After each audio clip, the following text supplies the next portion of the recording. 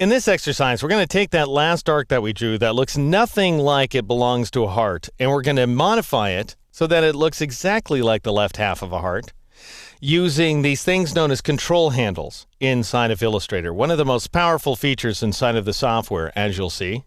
I've gone ahead and saved my progress as lumpyhalfheart.ai, found inside the 04 line art folder. And notice that my most recent arc is selected.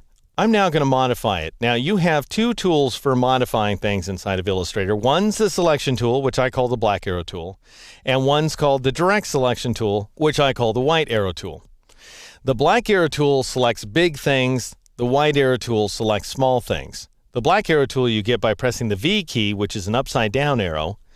The white arrow tool you get by pressing the A key, which is a right side up arrow, and also, of course, A stands for arrow. Now, if I wanted to manipulate the entire arc independently of the rest of the illustration, then I would select the black arrow tool, and I would drag that arc to a different location like so. That's one of the things I could do anyway. I could also drag the arc, press the Alt or Option key, and then drop it into place in order to duplicate it. So there's a variety of things I can do with this black arrow tool, but I can't reshape the path, which is what I need to do at this point. So I'm going to press Control-Z, Control-Z. That's Command-Z a couple of times on the Mac. And I'm going to switch to the white arrow tool, which gives me control over the individual anchor points and control handles in my path.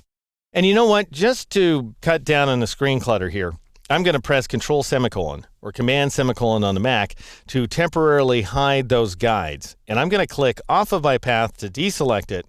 And then I'll click anywhere on this bottom lump right here along its path outline in order to select it. So, for example, if I click in the middle, and you can see that I am clicking on something because I have a little square next to my cursor.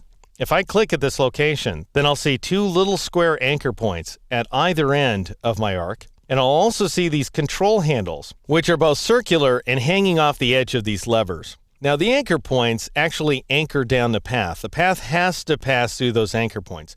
Notice if I move an anchor point to a different location, then the path outline moves along with it. I'll go ahead and press Control-Z or Command-Z on the Mac to undo that modification because I want these anchor points to be exactly where they are. Whereas the control handles have a kind of gravity associated with them, a kind of magnetic attraction. And you use these levers in order to bend the lines in different directions. So I'm going to move one of my levers up like this. And notice by moving it to the other side of the path, I bend the path upward into more or less the shape of a heart. Now, I'm not completely pleased with this half heart yet. I think this down lump right there is too big. So I'm going to drag this lever toward the anchor point. Notice that these things come out of the anchor points.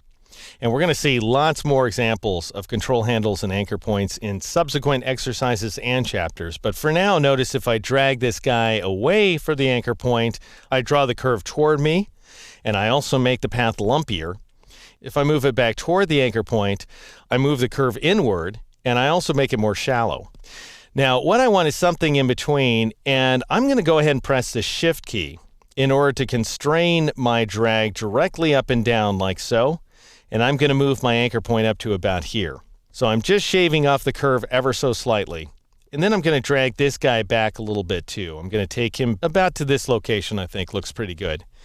And if you want to get a sense of what I'm up to vis-a-vis the guides, I'll go ahead and press Control semicolon once again, Command semicolon on the Mac, and you can get a sense now of how far down the guides I am. I didn't create a specific guide intersection for these control handles. I'm letting you freeform it a little bit because you may want some slightly different results. But that is how I managed to modify this curve right here to make it look more like a classic Valentine heart.